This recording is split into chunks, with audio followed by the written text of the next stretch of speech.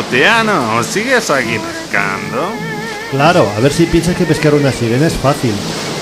Pero si las sirenas son chungas, abren la boca y la palman. ¿Pero qué dices? Yo he visto la sirenita más de 30 veces y cantaba de maravilla. Bueno, si tú lo dices... ¡Ay! ¡Maldito bicho! ¡Hey, tíos! Creo que me he perdido. Perdido. Sí, creo que estás bastante perdido. Aún no seguirás mosca por la americana. Mi mujer me lo ha explicado y ha habido un malentendido. Ya pasa de esos rollos, ¿sabes?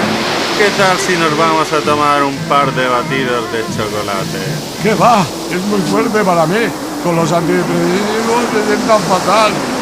Bueno, entonces que sea un par de whisky. Ah, eso es otra cosa. Bueno, Rutiano, te dejamos aquí. Que tengas suerte. Hasta luego, Rutiano. Nosotros nos abrimos. Hasta luego. Va, están locos estos romanos. Rascayú, cuando mueras, ¿qué harás tú? Rascayú, cuando mueras, ¿qué harás tú? Tú serás un cadáver nada más.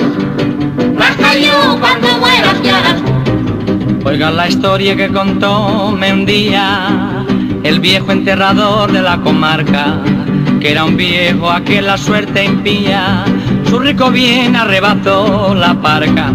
Todas las noches iba al cementerio a visitar la tumba de su hermosa, y la gente murmuraba con misterio: es un muerto escapado de la fosa. Rascayú, cuando mueras, ¿qué harás tú? Rascayú, cuando mueras, ¿qué harás tú? Tú serás un cadáver nada más.